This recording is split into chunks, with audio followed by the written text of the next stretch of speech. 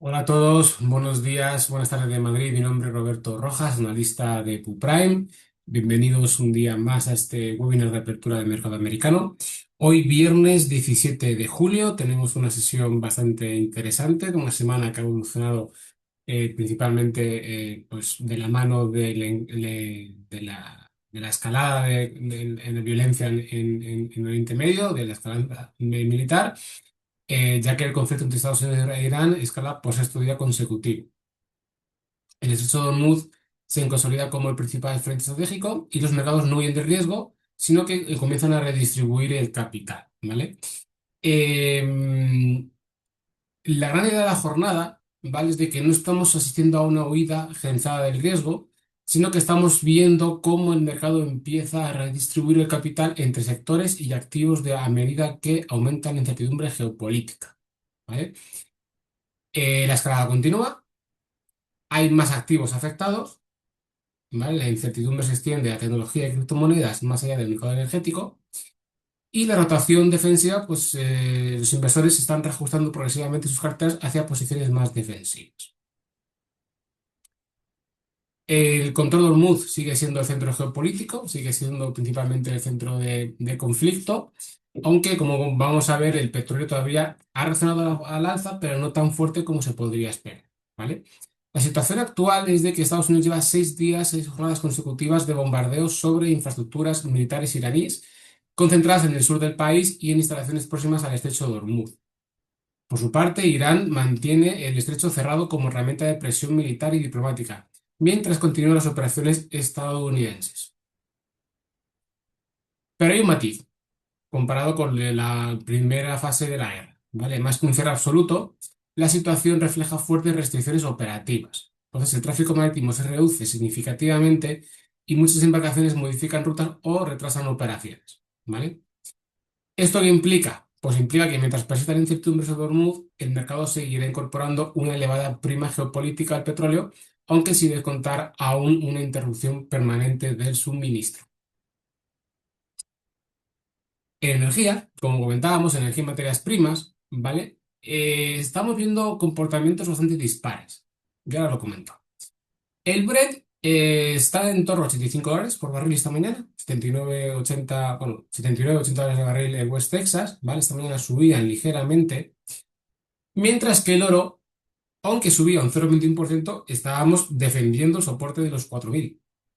El oro está otra vez perdiendo fuerza, ¿vale? Y está peleando por el soporte de los 4.000. Ahora cuando pasemos a categoría vamos a ver situación actual. Y lo que digo es de que a pesar de la escalada militar, el petróleo se mantiene estable. Los inversores consideran probable que persistan las restricciones, pero no descuentan aún una interrupción prolongada del suministro mundial, ¿vale? Distintos organismos internacionales advierten del riesgo de un bloqueo prolongado, elevando la importancia estratégica del conflicto. Pero, ¿qué está pasando con el oro? El oro está perdiendo fuerza como activo refugio, ¿vale? Esta mañana el oro, aunque subía ligeramente, la plata y el cobre estaban cediendo. Ayer el oro retrocedió con fuerza, ¿vale? Y intenta estabilizarse en la zona de los $4.000 por onza. Pero su incapacidad para recuperar con una contundencia es reveladora. Y esto es una señal del mercado clara. Es que pese a la escalada en Oriente Medio y las amenazas sobre Hormuz, el oro no atrae demanda defensiva significativa.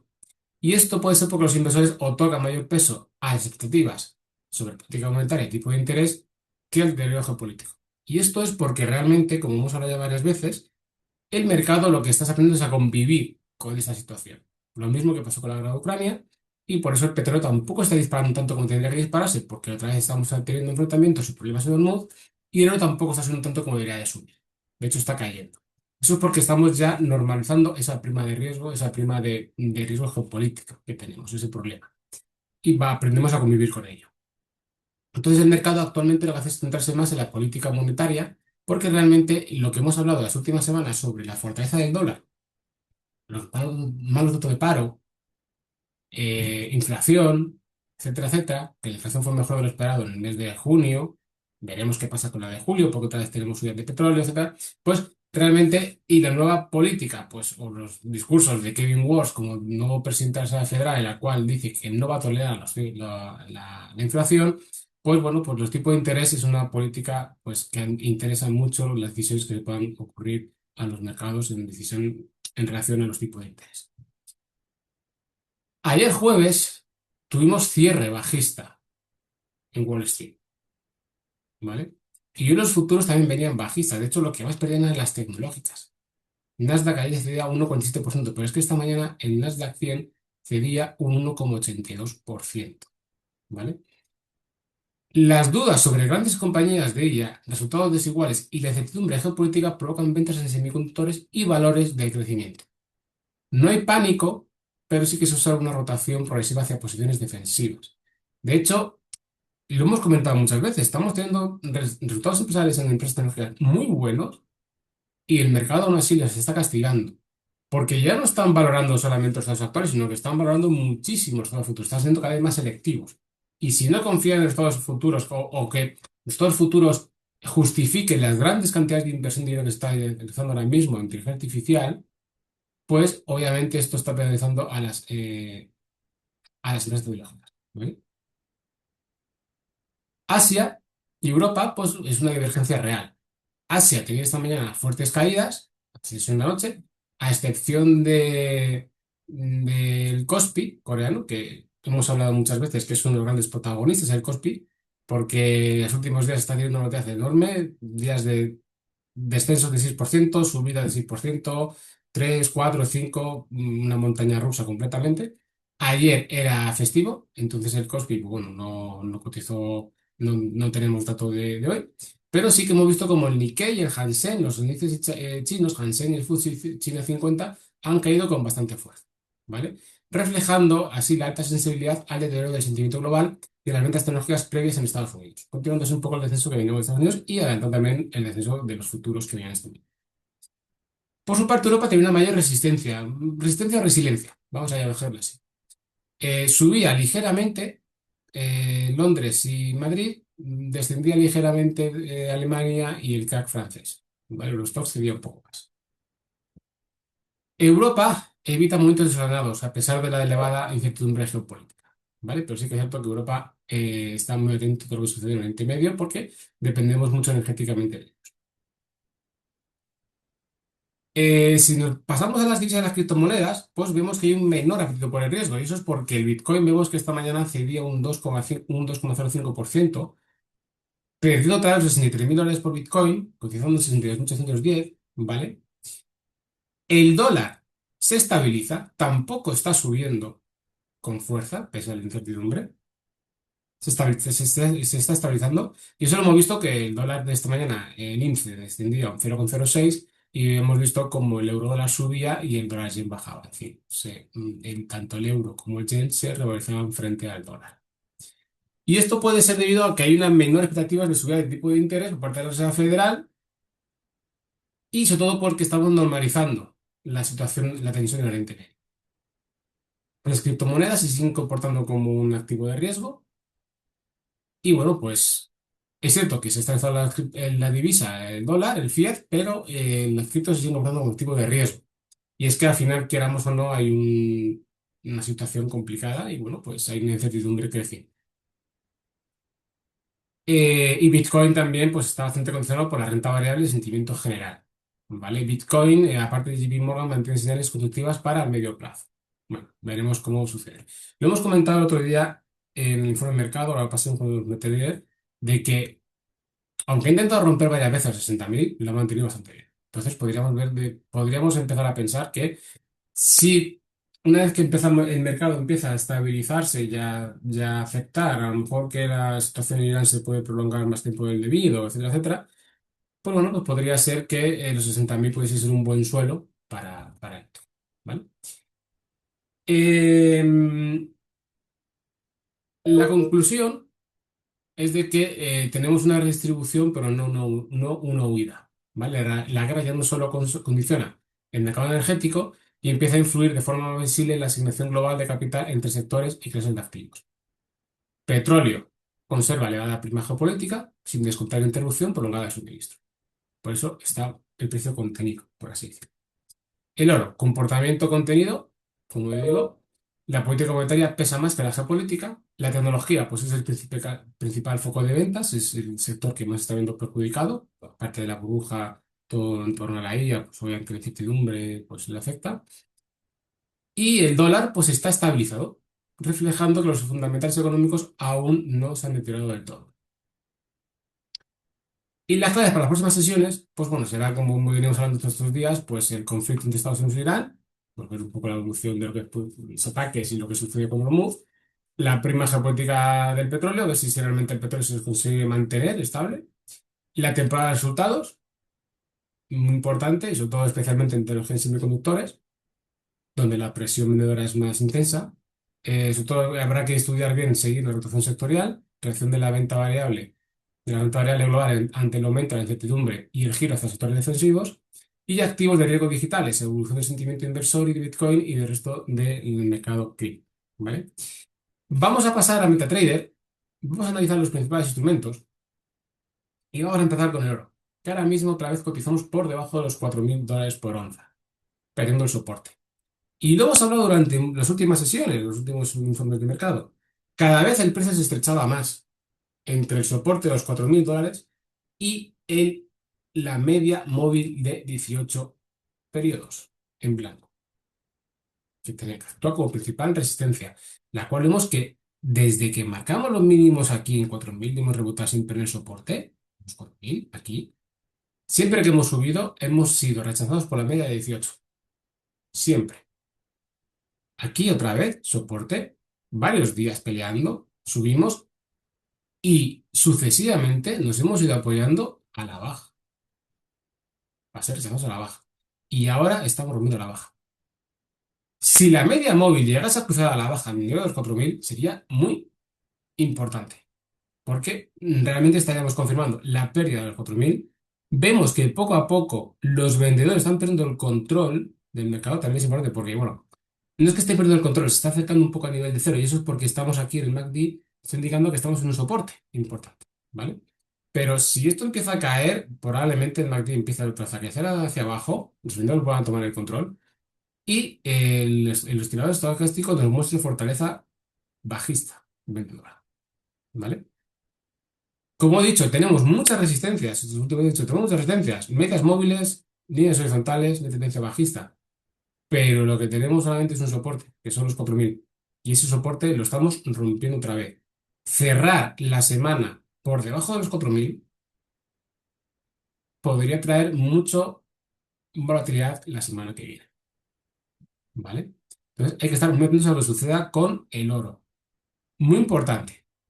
Es cierto que llevamos mucho tiempo, desde comienzos de junio, o mejor dicho, desde mediados de mayo, intentando perder este nivel de los 4.000, un mes y medio largo, 2 meses, y no he sido capaz.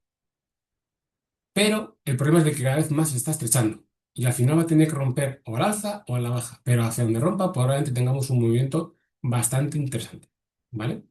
A no ser que, bueno, esto al final se pueda estabilizar, la media móvil se ponga paralela, se ponga plana y, bueno, pues mantengamos esto como soporte. Pero la pérdida de los 4.000 podría traer mucha volatilidad a los mercados. El petróleo, vemos como situación muy similar. Ahora mismo estamos en $86, ¿vale? Estamos subiendo con respecto a lo que vamos a hablar esta mañana en el informe de mercado. Este mes sube un 20%, prácticamente un 18%, y esta semana sube un 15%. ¿Vale? Después de que comenzábamos el mes por debajo de niveles previos a la guerra. ¿Dónde se ha parado el precio? En su media móvil de 18 sesiones, la blanca. ¿Vale? Todavía tenemos las tres medidas móviles alcistas, por así decirlo, en una estructura alcista, porque tenemos la de corto por encima de la de medio y la de medio por encima de largo. Actúan como resistencias, pero estamos viendo actualmente el precio peleando por ese nivel. Muy importante ver el cierre de esta semana. Si finalmente cierra muy cerquita de esa resistencia, podríamos tener la semana que viene un ataque alcista. Si cerramos por encima, la semana que viene podríamos tener impulso alcista también. Pero si cerramos a la baja y se rebota a la baja, pues podríamos decir que en los $85 por barril sería un nivel de resistencia bastante importante. ¿vale? De forma, he dicho muchas veces, hay varios analistas que hablan de que el precio objetivo para el petróleo en los próximos meses sería entre 80 y 90 dólares, 85 si la recomiendo, entonces probablemente podamos quedarnos ahí establecidos durante un tiempo. Y más cuando vemos que estamos empezando a aceptar ese riesgo. Bitcoin, por su parte, sigue jugando en el gráfico semanal con el soporte de 60.000. Y al igual que comentábamos con el oro, ¿vale? Si pasamos al gráfico diario, vemos cómo se está estrechando entre la franja roja que tenemos aquí, aunque ahora mismo está por encima, las medias móviles y el soporte. Siento que estamos en el rango alto, por así decirlo ahora mismo, en la zona alta de ese rango literal. Pero es que vemos cómo el precio se va cada vez estrechando más. Cada vez se va los rebotes. De hecho, tenemos aquí este máximo aquí, que tampoco es que fuese un máximo muy, muy elevado. Es decir, esto estamos hablando de mediados de junio, de hace un mes, ¿vale? Más o menos, los 67.000. Pero no somos capaces. El soporte es importantísimo, son los 60.000. El gráfico semanal se ve clarísimamente. Y esa pérdida de ese soporte sí que abría las puertas al nivel de corrección de 100% de Fibonacci, ¿vale? Si nos damos cuenta, desde que nos apoyamos por última vez en la media móvil, no nos hemos acercado. El precio se está quedando parado. Probablemente tengamos un cruce a la baja de las medias móviles de semanal perdón, de día sí, la media móvil de corto semanal y de largo plazo semanal, ¿vale? 18 periodos y 200 periodos semanales, que sea señal de venta, clara. Tenemos una divergencia positiva, aquí lo tenemos, entre el precio y el MACD, lo hemos hablado en otras sesiones, pero mientras no superemos estas resistencias, no podemos hablar de que esta divergencia se vaya a cumplir, ¿vale? Y tenemos tres resistencias muy cercanas, tres. La media móvil de 200 periodos de 18 y el nivel de máximos de junio, 17, 67.000 más o menos, ¿vale? Entonces, la línea horizontal que hemos puesto ahí. Muchas resistencias y pocos soportes. Lo mismo que pasaba con el oro, ¿vale? En euro dólar estamos viendo cómo esta normalización, este momento en el que el dólar se está estabilizando y esta pequeña recuperación, hemos visto cómo ha hecho que perdón, el euro vuelva a entrar dentro de este canal alcista de esta formación de bandera, ¿vale? La rompimos, pero bueno, al final no se ha confirmado esa ruptura y hemos vuelto a entrar. Estamos en la zona baja, ¿vale? Podemos decir que estamos haciendo un pullback, porque realmente seguimos en la zona baja del canal, que es la zona coincidente con la media de los 18. Actualmente son nivel de soporte distinto importantísimo, este nivel que tenemos aquí ahora mismo. Interesante si cerramos la semana dentro del canal o fuera, porque puede marcar mucho la diferencia. Si entramos dentro del canal y cerramos la semana, podríamos intentar ver cómo el precio puede continuar dentro de este canal. Resistencias tendría media móvil de medio plazo, la banda superior del canal, la línea horizontal que tenemos aquí de 1,15, la media, es decir, tenemos muchas resistencias, pero soportes tenemos pocos igualmente. Soportes tenemos donde estamos ahora y el siguiente nivel que nos hemos parado, esta línea horizontal, ¿vale? Que une estos mínimos de aquí. Dos soportes y muchas resistencias. Y por último, vamos a ver los índices americanos, ¿vale? Estamos viendo aquí el índice de Standard Poor's. Vemos cómo el Standard Poor's, tras romper esta línea de tendencia bajista, se ha ido apoyando sucesivamente durante muchas sesiones en su media móvil de 18 y hoy la está rompiendo a la baja, pero apoyándose en tendencia bajista blanca y en la media móvil de medio plazo, de 40 sesiones, ¿vale? Aquí tenemos más soportes y pocas resistencias. Soportes tenemos en media móvil de 18, de 40, en tendencia bajista hasta aquí, actúa como soporte, ¿vale? Fibonacci 23,6% y Fibonacci también actúa como soporte. Y resistencias tenemos el máximo local que tenemos aquí, que tampoco es que sea muy relevante, pero bueno, tenemos aquí una, dos, tres, cuatro velas, 4 días que no ha conseguido romper ese nivel, ¿vale? Un máximo local. Y ya sería el siguiente nivel de resistencia, serían los máximos históricos, ¿vale? Em, Dependerá mucho de la evolución de Standard Poor's, sobre todo de lo que suceda a los estados empresariales. ¿vale? Y sobre todo lo que sucede con el Nasdaq, porque el mercado tecnológico está tirando muchísimo. De hecho, vemos como ya claramente durante mucho tiempo han seguido un gráfico muy similar y ahora ya se empiezan a descorrelacionar, ¿vale? Y eso es porque la tecnología está sufriendo más. Es cierto que el Standard Poor's tiene un gran peso el sector índice tecnológico, bueno, por las empresas tecnológicas, ¿vale? Pero realmente el Nasdaq es un índice puramente tecnológico y está sufriendo más. Y vemos que ya tenemos 2 días consecutivos cotizando a la baja de ese triángulo que estábamos formando aquí, que es realmente, como decíamos, los triángulos son esa formación de contención de tendencia, pero también puede romper a la baja. De hecho, vemos cómo se ha formado este triángulo, el MACD se ha desplomado, al igual que el estocástico, y ya estamos en terreno negativo en el MACD, justamente coincidente con la ruptura del triángulo a la baja. Estamos perdiendo el soporte en 3,6% de Fibonacci, y bueno, la amplitud de este triángulo nos podría llevar a niveles de 38,2 o incluso 50%. Amplitud, esta amplitud que son 294.000 puntos, perdón, 229.000 puntos 500, pues 222.000 nos llevaría, sí, prácticamente a lo que viene siendo el nivel de 50% de Fibonacci. Cerrar por debajo de la semana de esta ruptura del triángulo podría, bueno, pues iniciar un cambio de tendencia en un impulso mayor. Dependerá mucho de los estados que tengamos en los próximos días empresariales. Ahora mismo soportes tenemos pocos y resistencias tenemos muchas, ¿vale? Esa es la sensación. Y por su parte, el Dow Jones sí que lleva un poco más su ritmo, sigue dentro de este canal alcista, se sigue apoyando en su media móvil de 18 sesiones, el MACD sigue en terreno positivo fuerte, los compradores tienen el control, estamos saliendo un poco a la sobrecompra acumulada durante muchos meses de este canal alcista, ¿vale? Pero seguimos dentro del canal alcista apoyándonos en la media móvil y en la banda inferior. Y tenemos esta media móvil de 40 periodos en naranja, que es prácticamente paralela, la misma línea prácticamente que la banda inferior del canal. Tres soportes, cuatro de hecho, ¿vale? Medias móviles 2, línea de baja de canal 3 y la línea horizontal esta. Tenemos cuatro soportes muy coincidentes que obviamente es muy importante. La ruptura de este canal alcista a la baja, pues podría abrir una corrección bastante grande, ¿vale? Entonces hay que estar juntos. Pero por el momento el sentimiento sigue siendo positivo. Seguimos cotizando dentro de este canal, manteniendo soportes y parece más o menos controlado. Esto es todo por hoy. Gracias por asistir a este webinar. Os deseo un feliz fin de semana y nos vemos la próxima semana, el lunes, el miércoles y el viernes. Un saludo y buenas tardes.